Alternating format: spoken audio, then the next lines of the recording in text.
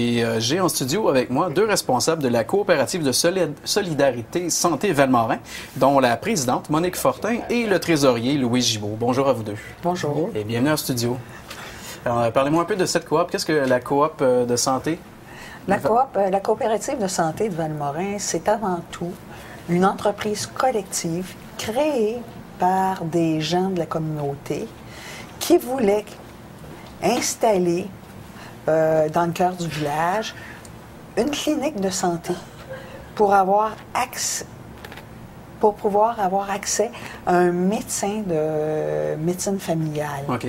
Mais la coopérative, l'entreprise collective créée par les gens de la communauté, c'était avant tout une entreprise de proximité. Donc, avoir dans un cœur villageois comme Valmorin, qui est un peu dévitalisé, avoir une nouvelle entreprise. Mm-hmm. Mais pour faire différent, au lieu que ce soit une entreprise basée sur le capital action, c'est une entreprise coopérative basée sur l'investissement collectif des gens de la communauté et vouée à une clinique de santé. Ça prenait quoi pour les gens de la communauté? Vous parlez d'investissement, c'est de l'argent, j'imagine? Est-ce qu'il y a du temps? Ça se traduit comment pour un résident? Si je serais résident de chez vous, là, et je voudrais m'impliquer dans la coop, ça se traduit comment? Bon, si vous voulez devenir membre, puis on va faire une nuance, pour avoir accès aux médecins, on n'est pas obligé d'être membre. Mais pour garder la clinique coopérative de santé dans le village, ben, il faut que les membres investissent. Ouais. Donc, à cet aspect-là, le membre va investir 80 $ de part sociale. Cette part sociale-là est une part qui est investie tout au long de la durée que le membre veut être membre. C'est annuel, c'est Non, non? c'est une C'est une fois. Une fois, une OK. part sociale pour le temps que tu es membre, peu OK. importe la durée. Et ce 80 $-là est remboursable. Si le membre quitte, il peut demander à être remboursé. Il peut aussi faire un don à la coopérative OK. pour laisser plus de capital dans la coopérative pour ses futurs projets. Et par la suite, pour payer les frais d'exploitation, parce que, le capital de part sociale, c'est la capitalisation. Les frais d'exploitation, c'est les cotisations annuelles. Cette année, on a demandé une cotisation de 30 $ par membre, 50 $ par famille. Dans une autre municipalité voisine pourrait aller vous rencontrer. Ou s'il y a une coop, par exemple, à Val-David, et il y en a une à Valmorin, donc tout le monde s'arrange. Ou si les gens de Val-David pourraient aller vous rencontrer. Présentement. C'est ça. Ouais, ouais. Présentement, la coopérative, une bonne partie de ses membres sont du village de Valmorin et on a un bon nombre de résidents de Val-David qui sont aussi membres. Ah, OK. Parce que, c'est comme on dit, c'est d'avoir un service de proximité. Valmorin est moins loin que Sainte-Agathe ou Sainte-Adèle. Puis, 40 % des membres viennent de Valmorin, 60 viennent de toute la région, principalement Saint-Sauveur, entre Saint-Sauveur et Sainte-Agathe. Ah, c'est vrai. Bon, OK, ça, c'est ouvert vraiment plus que Valmorin. Qu'est-ce qu'on retrouve à l'intérieur de la clinique? Où sont vos locaux? Qui sont les médecins? Il y a d'autres professionnels? Il n'y a pas juste des médecins? Non. Présentement, nos locaux, notre projet, on a fait un choix parce que certaines coopératives ont investi dans une structure. Donc, ils ont construit des locaux, beaucoup de locaux, pour pouvoir avoir une croissance intéressante. Nous autres, on a voulu commencer par offrir le service de médecin de famille. Donc, on a demandé à la municipalité de Valmorin de nous prêter pour la première année d'opération les locaux qui se situent au 2e étage de la bibliothèque municipale, dans le cœur du village. Ah oui, OK.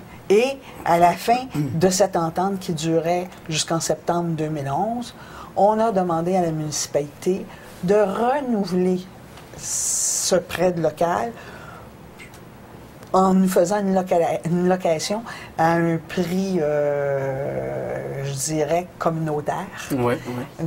Un peu dans le sens de pouvoir subventionner la coop par la municipalité. Donc, la municipalité a signé avec la coop un prêt, pas un prêt, mais une location de 5 ans maximum de ces locaux-là. D'accord. Donc, ça va nous permettre de réaménager les locaux au deuxième pour pouvoir s'assurer d'avoir un deuxième médecin, continuer aussi d'avoir d'autres professionnels qui vont pouvoir œuvrer dans la coop et nous permettre une petite croissance. Okay. Actuellement, on a un médecin, 3 jours et demi semaine. C'est le docteur Lapointe. Oui. On a une nutritionniste qui fait du bureau à toutes les 2 semaines. C'est Mme Béliveau. On a un orthésiste qui vient aux besoins. OK. Selon la fréquence qui répond à ces besoins-là. Est-ce que vous êtes en recherche de professionnels, justement? Est-ce que vous avez tous vos professionnels dont vous avez besoin? Ou il y aurait une... Oui? Non, on n'a pas tous les professionnels dont on aurait besoin.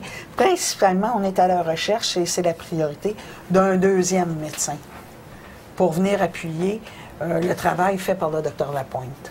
Puis permettre aussi de pouvoir donner plus de jours pour notre clinique médicale avec rendez-vous. Parce qu'il ne faut pas oublier qu'on ne fait pas de sans rendez-vous, on fait du rendez-vous.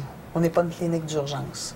Parce qu'on avait un projet qui c'était d'assurer à la clinique de santé, c'était pour des services médicaux, de médecine familiale à long terme. OK. Donc, on cherche un médecin à tout prix et on aimerait, avec le nouvel réaménagement, pouvoir accueillir d'autres professionnels. OK.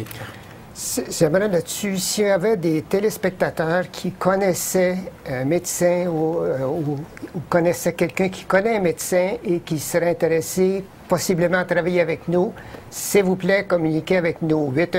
819-320-0488. On a vraiment besoin de votre aide là-dessus. Merci beaucoup. Dites-moi, je vous pose une question. C'est la deuxième coop de